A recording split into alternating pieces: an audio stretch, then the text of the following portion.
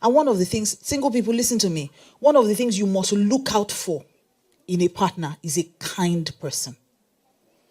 The person can be anything, but that kindness, kindness, that the person anticipates your need before you even have it. This person will feel like this. Person will be cold tonight. Let me make the house a bit warmer.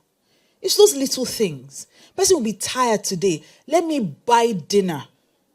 It's those little things that they do things for you and they don't count it. They don't even count the cost. They don't make you feel bad that they're doing good things for you. Kindness. And those things are the nature of God. It's not something that you walk up. It's not something that you just decide, I'm going to just be nice to this person. No. Because you won't always feel like being good to your partner. I know the hormones will be raging right now. Especially when you're not married. If you ask married people, you know that we're all just trying. We are just trying. It's just Jesus that when you look at the person and say, this is a child of God, let me treat him well. It's not because he's behaving well. But when you are single and you're in love and the emotions are raging, you're just thinking when we get married or going to do all kinds of things. No. Well, there's the practical side of marriage. We will not always want to look into each other's eyes. Somebody has to do the dishes. Somebody has to take the trash out. Somebody has to pay the bills. We have to go to work. We'll be tired. We will not always feel like talking to each other nicely. And it also depends on how kind of person. See, I'll give you an example. For instance, when I'm tired, I have a tendency to be rude. I've always known that. So, it's the Spirit of God that will make me not tell my husband to, is your hand paining you that cannot go and get food for yourself? Can you not see somebody's tired? It's the Spirit of God that will tell you, no, don't do that, don't say that. The Spirit of God too is a coach in marriage. So he's the one that tells you, no, not now. Now is not the time to have that conversation. No, pray about this instead of talking. No, don't shout. She won't understand when you shout. Don't do. That's what I mean by you must marry somebody who is like you. You're kind. And I know the guy is hot. I've heard it. Pastor M is very hot, but so is hell. Yes. So we must be careful about decisions we make. And I love this stage of your life for single people. Are there even single people in the room? Can I see your hands? If you're single, this is an amazing stage. Because you can still make the right decisions. You have your life ahead of you. You can travel the world. It's a beautiful stage to be. But I'm always sad when I see people who are in a hurry to leave this stage. So you don't enjoy being single, then you get married, and then you complain about, now everything is too much, you want to go back to being single. So enjoy this stage. Being single is not a sin. Being single is not a punishment. So you don't have to go to every crossover meeting December 31st and go and pray, Lord, if you don't do it this year, I will show you my true colors. You don't have to pray every year. Sometimes just enjoy being single. Enjoy it. Being single is the time you can travel without taking permission from anybody. As far as you can afford it. There's that one too. But when you are married, before you step out of the house, you have to tell someone, ask the men. Before you just carry your car keys and move, when you're a married man, your wife will be calling, where are you? Why is she calling you? Because you have to take the trash out. And you'll be wondering. So the first thing is your spiritual heritage. Do not be unequally yoked. The second thing is your natural foundation. Your parents' marriage has an effect on you, whether you like it or not. There are people who are fighting in marriages today. They're not fighting their husband. They're fighting their father. The way your father used to talk to your mother, you didn't like it. So you enter into marriage and you say, I will never take this from any man. So your husband he's not even talking like your father. He's just showing the sign. You can say this man, he wants to be, I can see, he wants to be like my father. Before he tries it, you are seeing into the future. Like this man wants to be rude, I can see. Can see it. Before he starts, let me cure his madness. But it's not him. He hasn't done anything to you. If you're from a broken home, for instance, that may be one of two things will happen to you. Either it becomes your normal, or you make up your mind to do everything opposite of what your parents did. Now, the latter may happen, but rarely does. Most times, divorce becomes a normal to you. So there are certain things. Violence in some homes is normal. Being a second wife in some homes is normal. My younger sister had a friend when she was in college. And the girl was dating a married man. And so they did a, friends intervention. They all gathered in a room, sat her in the middle, and everyone had something to say. How can you, whatever you sow, you will reap? They went on and on. How can you destroy another home because you want to date a married man? They talked and talked. My sister said for 1 good hour, they went around and advised her. And when they finished talking, they now said to her, so are you going to leave the man? She said, no. I said, so you are still going to marry a married? How can you want to be a second wife? She said, my mom is a second wife. That was her normal. So they were preaching to the choir. Talk for 1 full hour. But her mom was she was a product of a second wife. So she didn't understand what the drama was about. So it's the same way some of your friends today might even be dating men who are beating them, or men are dating women who are beating them. Because yes, there's that one too. And they don't see anything wrong with it. Why? Because it was the normal in their family. There's a couple we counseled a couple of years ago. Sadly, they are divorced today. When they came to us, I promise you, I didn't know what the problem was.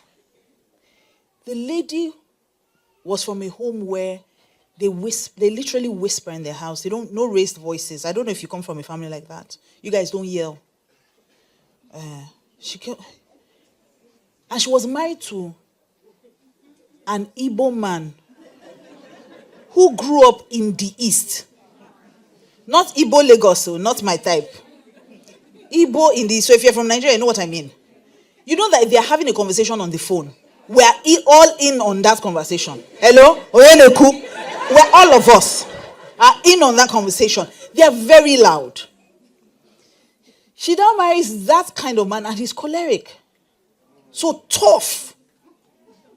So when the man is talking to her, she's so nervous. There was one day she actually peed on herself. And we thought it was a joke. She said she couldn't take it. So her parents came and picked her up with her children and she left the marriage. And when she was talking, I was like, what's the problem? She said, my husband is always shouting. The man said, I'm not shouting, no. If I shout, you will not. I said, sir, I believe you are not shouting. Honestly. The only challenge now is how do we convince Madam Whisperer that she's not shouting? We're laughing, but that marriage is over. We counseled for months, family intervention. The girl was losing her mind. Every time we talked, she would, she was shocked. So her parents came to carry her because cannot come and kill herself and die. So he picked her up and she left. So your natural family has an effect on you. For some people, divorce is normal. If you don't retrain your mind, then divorce will be a problem. For some people, they don't understand the concept of submission in marriage. That two people can actually respect each other and one person actually believes that, oh, it's fine, let's go with your leadership. They can't handle it because they didn't see their mom do it. And so in marriage, it's not your leadership she's fighting. It's what has been patterned for her. There was a girl that I was counseling, and she's been married for about 15 years now, and they're doing okay. But the year that I was doing their counseling, the guy did something, I can't quite remember what it was, but to be honest, it wasn't anything major. And she was so mad. She said to me, I will slap him. Eh? I say, you slap man. That's all I could think. I was like, you slap man. And the guy was taller than her. She was like, I'll slap him. What the hell does this guy? I say, eh? I said, first of all, you reduce your voice first. Second, you not slap. She said, I don't need a man. She said that thing like a couple of times. Every time there's a small issue, I don't need a man. And I said to her, wait, this thing I've been hearing whether say her mom says it all the time to her dad, and she slaps her dad. So it was her normal. I had to keep counseling. She didn't even know there was anything wrong with it. So for you, as a person, as a single person especially, when you go home today, I need you to sit down and think about some of the things that you consider normal. One of the things we always say in counseling is your normal. Because your normal may just not be normal. You think it is, but it's not. So foundation. First thing, if your marriage is going to work or it's going to last, foundation. The second thing, friendship. Friendship. Too many people start relationship on the wrong footing. If you start relationship on I want to marry you, it rarely works. Because you will have that same thing running through your marriage all through. When I hear women, like I said, I talk to a lot of married people. When I hear married women say to me, my husband is doing this and I don't like it. Should I tell him? How should I tell him? I say, I don't understand that question. You say, how will I tell my husband? I say, I still don't understand that question. They're like, hey, yes, my husband do something. I'm like, how do I say? You tell him, like, only what you do, I don't like it. And they can't understand that concept because he's not their friend. Because if he's your friend, you shouldn't be having a conversation with me. You would have told him that, honey, I don't like this thing you are doing. Now, why are you doing it? And he will not be offended because he knows that we're friends. We can talk. That's the foundation on which marriage should be built. The person should be your friend. And let me tell you something about friendship. A friend loves at all times. How many of you have friends that you've had for, I don't know how old you are. I've had some friends that I've had for 40 years now, almost 50 years. I've had friends like that. And they have annoyed you. Have they not annoyed you in this life? They've annoyed you. But tomorrow, you will find something. You know you can't enjoy that thing without them, so you will call them. I have one friend that our code word is, it's in pidgin English, but I will still say it. Anytime she picks up, before maybe we've not spoken in a long time, she say, hello? Be like, say this friendship don't tire you. Meaning, it's as if you're tired of this friendship. And really, it's just a constant reminder that we've not talked. No matter how annoying that girl is, we will just call. And that's when she calls me, she'll probably tell me that there's this new series out. Have you watched it? That's it. Nothing important too. Nothing major. But you see, those people have done more annoying things for married people now. Those people have done more annoying things than your husband that you want to leave. Your husband does one little thing and you're upset. Why? Because you're not friends. If someone is truly your friend, no matter how annoying they are, you always want to talk to them. If something happens to you, who is the first person that you want to talk to? It's a good question to ask yourself. A very good question to ask yourself. So if you want that relationship to last, friendship must be involved.